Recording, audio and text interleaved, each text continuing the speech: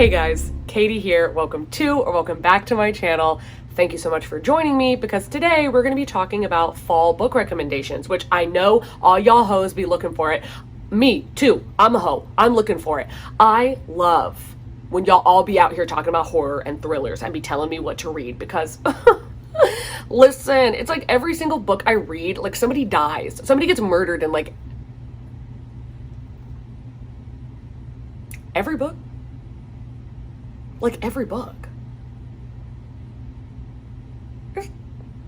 There's not something wrong with me. There's not. Katie, stop it. Stop it. You're amazing. Quit.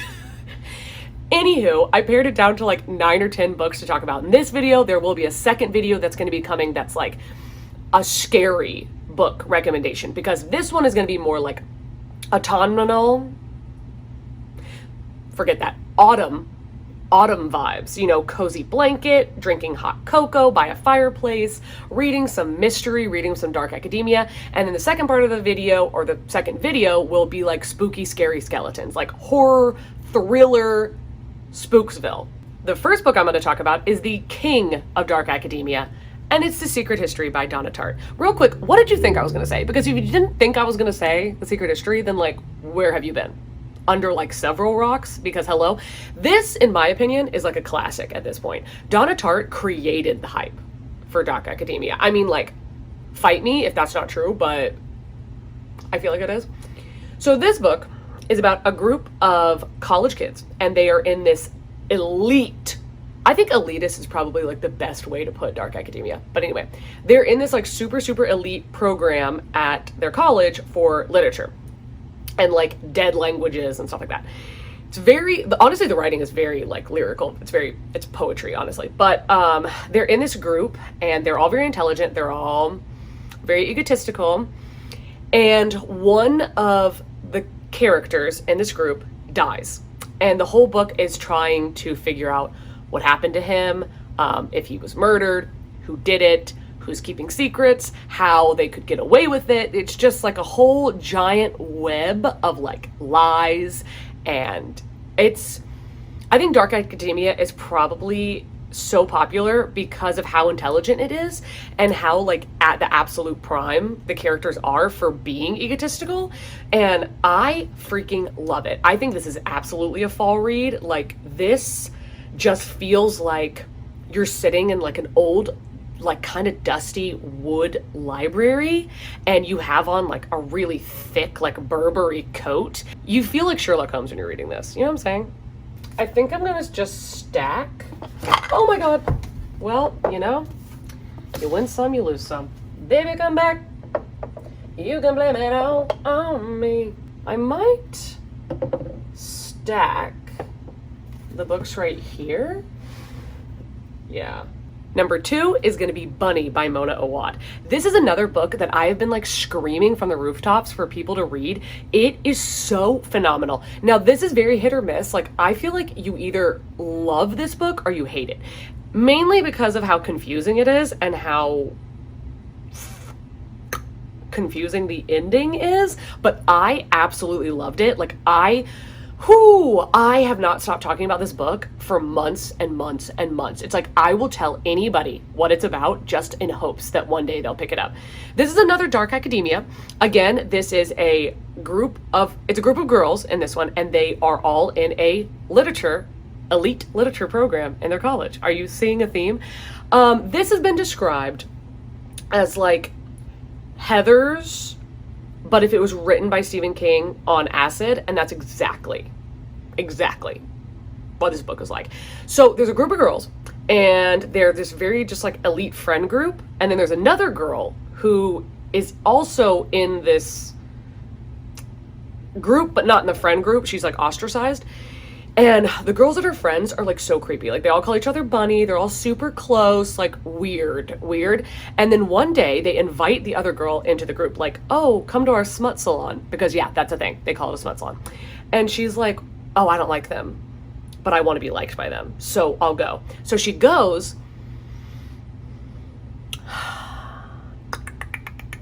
They do some weird shit. I don't want to necessarily I don't want to get into any more of it. They do some weird shit. I'm going to maybe throw out the word like ritualistic. They're weird. It's creepy. This is a fucking phenomenal book. It is so weird. I think this is a book that you are going to want to read, and then you're going to want to talk to everybody you know about it in hopes that they've read it so they can tell you what happened. Because honestly, like, I don't even know. And I think I read this twice this year. So, highly recommend. Speaking of dark academia, I have Ninth House by Leigh Bardugo. This is an adult fantasy. I thought it was going to be a standalone, but actually I believe now it is being turned into a series. But this is about a girl, Alex Stern, and she gets accepted into Yale. Now, there is no reason why she should be accepted into Yale based on like finances, because she's broke. And she also did not have a good academic career, so she is not like intelligent enough to have been accepted. But she is handpicked and accepted because she can see ghosts. And there is a bunch of I love it. Okay, there's a bunch of fraternities at Yale, and these fraternities are actually doing this like really crazy supernatural stuff. And there is 9 different houses, and those different houses can do different things. Like there's like shapeshifters, there's like different kinds of magic. Like some people can like glamour people. Like one of the houses can glamour you and make you like believe whatever they're selling, which mainly they're churning out like actors and politicians. But some of them, or most of them, do these like weird like sacrifices or just like ritualistic offerings and stuff. And the problem with that is that kind of magic and that kind of like intense vibes draws ghosts, and that's a bad thing. So they basically get this girl and they're going to train her to like ward off the ghosts and to like keep them at bay. Now she has a mentor, which is a big thing in dark academia, by the way, like mentor, mentee. I love it. But Darlington, her mentor, goes missing. So the book is half about her trying to figure out like what to do about these ghosts and everything, and then the other half is about like what happened to Darlington. You know, can she find him? Like, is he dead? Is he what happened? I'm very excited for the second book, and I do highly recommend this. Okay, the next book I have, I actually am struggling whether or not this would be considered scary, but it's Saw Kill Girls by Claire Legrand. This is technically labeled as a young adult horror, and I do believe that is accurate.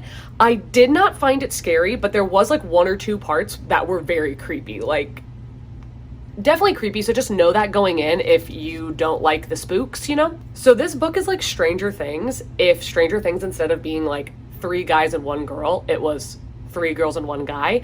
It is very, very Stranger Things vibes. So Sawkill is the island, and then the girls are Val, I think Zoe, and Marion, I believe. These 3 girls that are on this island, and one of them is like a policeman's daughter, one of them is like the town bitchy girl, like the cheerleader, and then the other one is like new to town, like fresh off the boat. And basically, like kind of how It is like a demon in It, there is a demon that's very similar to that in this book, and it's feeding on Val's family. Like all the women in her family, this demon has been like feeding on them and using them to like kill children. So basically it's these girls banding together begrudgingly to fight off this demonic presence. Now, a reason why I absolutely love this, it was like a 4 out of 5, but one of the reasons why I'm absolutely obsessed with this is the representation. One of the girls is asexual, one of the girls is a lesbian, and then the other girl is bisexual. Like, we love it all, like basically like almost all female cast where they're all queer. Am I right? Like, read it and let me know. The next book I have is Sharp Objects by Gillian Flynn.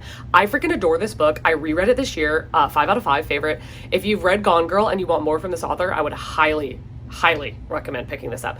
It is like Southern Gothic. This is like unsettling mentally. It's very dark, but it is not scary. I would also highly recommend the TV show because they did it excellently. Like, oh my God, spot on. Like the actresses are like, ooh, grade A. So this book follows Camille Preaker, and she has moved out of her small town and become a journalist, but then a bunch of killings start happening in her small town, or like girls are just winding up dead. So her boss is like, why don't you go and report on the story since you're like a native, you know, your hometown or whatever. So she goes back there, And she has a very, very weird relationship with her mom, and a very, very weird relationship with her stepsister. And she is very, very weird herself. I really, that's really all I can say. The relationships between the female characters is insane. Like, it's insane. The way that Gillian Flynn writes women is phenomenal. Like, she really did this. It's not scary, but it is very dark. Like, mentally, it's unsettling. My next book is a classic, and it's Frankenstein by Mary Shelley. You all already knew that it was going to be in this video, and you all already know what it's about. I'm obsessed. This is my favorite classic. I did annotate the ever-loving shit out of this book. It is so good. Like, and it's really not that long. This is doable if you don't really read classics like me. This is attainable. I'm sure everybody and their brother and their mother and their sister and their second cousin already knows what this book is about, but essentially it's a guy, he's like a scientist, and he like tries to create a person, and then that like thing comes to life, and then the thing is like, you created me, but I'm lonely, and you don't like me. Make another. And he's like, no, ew, get out of here. And then the thing is like, fuck you. And basically chases him across the icy tundras of the world. It's so phenomenal. It's really good. Like, it's a fall vibe, but it is not scary. Honestly, is it scary? Like, I don't feel like it was. It's another one of those, like, mentally it's scary because it's very, like, dark. Like, you're, like, really having to look at, like, people's mental health. But this has so many themes and motifs that just are so expansive. Like, the poetry of this book and the way that she'll write like 2 sentences, but it tells an entire story is just chef's kiss, Mary Shelley. And then I have Lock Every Door by Riley Sager. Now, Riley Sager and I have a very hit or miss relationship. I hated Final Girls and I loved Lock Every Door. I still have The Last Time I Lied and Home Before Dark on my TBR for October, so we'll see about that. But this book was freaking phenomenal. Like, this was 5 out of 5. I blew through this book. It is such a fast read. It is just so freaking gripping. And this has every trope of like a mystery, like thriller, horror that you could want. Like, I can't tell you why this book spans so many genres, but like it do. And I did not find this scary. I think that it has like a low level of scare quality, but in my opinion, it was just darkly intriguing. So in this book, you are following the main character that is like apartment sitting at this super fancy place in New York City called the Bartholomew. So it's super rich. Everybody that lives there is rich. Everybody that lives there is like famous. And they say, oh, we need somebody to watch this apartment because we want it to feel lived in. Sketch. So she goes and they pay her like a bunch of money to just live here. Okay. So you can already tell that this is not going anywhere good. So things start to fall apart super fast. And she has realized that there are all of the apartment sitters before her have gone missing, never to be seen or heard from again. So she is trying to figure out what's happening, and she meets another apartment sitter that she becomes friends with, and she doesn't want anything bad to happen to him. So it's basically like this whole journey of like not only trying to protect themselves, but also trying to figure out what's happening and if they can stop it. This is a great October read, honestly, especially if you don't like things that are too scary. I would definitely recommend you this book. Okay, for the next book, it's something I never shut up about. Vicious by V.E. Schwab. Have you heard me talk about it? I bet you have. This is loved by BookTube for a freaking reason. This is one of my favorite books of all time. I'm obsessed. I've listened to the audiobook once and I've physically read it twice. I read it actually for the 3rd time this year because I read Vengeful. I consider this a standalone, is what I'm going to say about Vengeful. But anyway, in this, it's basically like, it's very X-Men-y. It's like people that have abilities or like extraordinary abilities. They call them EOs. So basically you're following Victor Vale and Eli Cardale, who are roommates in college. So this is like a little bit of a dark academia thing, but only in parts of the book because you're going through a bunch of different timelines and it does get a little confusing, but it's worth it. The payoff is worth it, trust me. But you're following them, and basically Eli is like, what if we could create extraordinary people? Like these people that they're getting abilities to do some sort of supernatural thing when they have near-death experiences, and he's like, let's do it. Like, let's create one. So, I mean, this is not a spoiler. I mean, I'm sure you could tell just by the vibe of the cover, but it works, and they become EOs, but then they hate each other.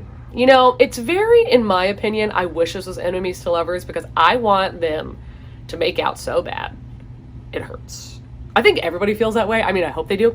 But these are very intelligent people doing very bad things. And this book is a perfect representation of a gray character. Victor Vale is a gray character. Like, morally, no one is right in this book. Like, there is like not a single character that is doing the right thing for the right reasons. You know what I'm saying? And I freaking love that. Like, this book is also written so well. Like, it's so intriguing, and it does jump between storylines, or it jumps between points of time very frequently. So the chapters are pretty short, which makes it a very like quick page turning read. And it is so worth your time. Like, I don't think I have ever had somebody read this or somebody mention that they've read it and not loved it. Like, I had my best friend read it this year, and this is one of her favorite books of all time. We talk about it literally constantly. So this is a high recommendation. Speaking of books I will not shut up about. Did you know? Did you guess it? The Diviners by Libba Bray, my absolute honey baby child, sweet summer child.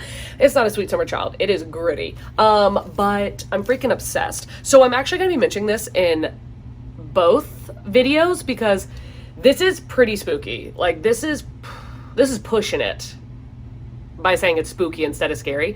I did not find The Diviners to be incredibly scary or even incredibly spooky. There was a couple parts that were, but the reason I'm going to be mentioning it in the other video is because the preceding books are scary. Like, the sequels, they get in it, okay? So if you just want to read the first one because you don't like being scared, that's fine. A lot of people read this as a standalone and absolutely adore it. I highly recommend. Like, I highly recommend, even if you're just going to read like 10 pages, like, just do it. It's so good. So what this book is about is it is a group of diviners, and diviners are basically like 17 to like 18-year-olds who have some sort of ability. Like, Evie O'Neill, the main character, if she touches something of yours, she can read your secrets, or she can like read your past. There's another character that can heal people. There's a character that can like walk in other people's dreams. There's a character who can like become invisible when they just think it or say it. Just a bunch of cool things like that. And all of these characters get like thrown together begrudgingly because there's a serial killer that's loose in New York City, and they are drug into it for a myriad of reasons, but they all have to kind of come together to stop this guy from killing people. Now, the serial killer part is the part that's kind of spooky. Like, he like takes people's body parts, but it's not like heavily talked about, but it's talked about enough. Okay, so that's why I'm saying, like, you know, maybe if you're not into scary stuff, like, maybe don't read this, but also read it because it's like one of my favorite books ever of all time. It might be my favorite book ever of all time, but I don't know if I'm just being dramatic, so I'm gonna put a maybe in front of it. Oh, it barely fits. Look at her. Okay, that's gonna wrap up my fall vibes book recommendation video, and I will have a part 2 with the scary books coming very soon, so look forward to that. And also, please let me know down below, like, what books do you love reading for Halloween or for just like fall vibes? And please, oh my God, if you have any, I don't even care if they're bad. If you have any dark academia book recommendations, please let me know, because I swear to God, there's like 3 that exist and I've read all of them. I know I'm wrong. Like, I know I'm wrong, but like, that's what it feels like. So let me know what I should be reading for dark academia. Anyway, thank you so much for watching. I want to really thank everybody who has subscribed to this channel and everybody who's gone and followed me or friended me on Goodreads and on Instagram. I'll have both those links down below if you also would like to do that. And please like this video and subscribe. That would mean so much to me. And I really hope that you have an amazing day, and I'll see you in the next video. Bye.